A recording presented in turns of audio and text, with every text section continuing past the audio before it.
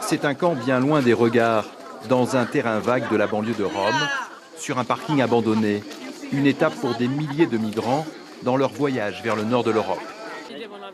Comme chaque soir, une association distribue au compte-gouttes quelques billets de bus. Grâce à cela, Salah peut reprendre sa route. Son objectif, l'Angleterre. Il doit donc d'abord passer par la France, entrer par Vintimille et Menton, après un périple italien long de 700 km. Nous l'accompagnons dans ce voyage avec une caméra discrète. À l'entrée, le contrôle des billets est une simple formalité. Dans ce bus de nuit pourtant, tous les voyageurs ou presque sont des migrants en transit. Si la police opère un contrôle, ils seront renvoyés dans le sud du pays. Au petit matin, le bus arrive sans problème à Gênes, à 500 km au nord.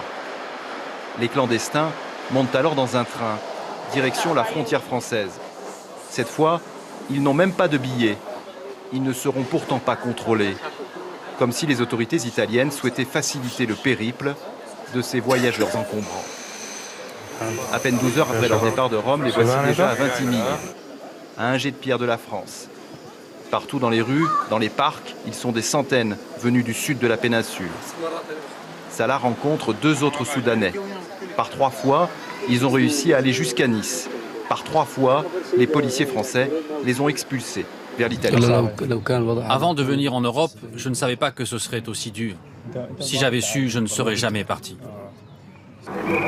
Depuis quelques semaines, la France multiplie les arrestations et les renvois de clandestins vers l'Italie, comme ici en gare de Menton ce matin.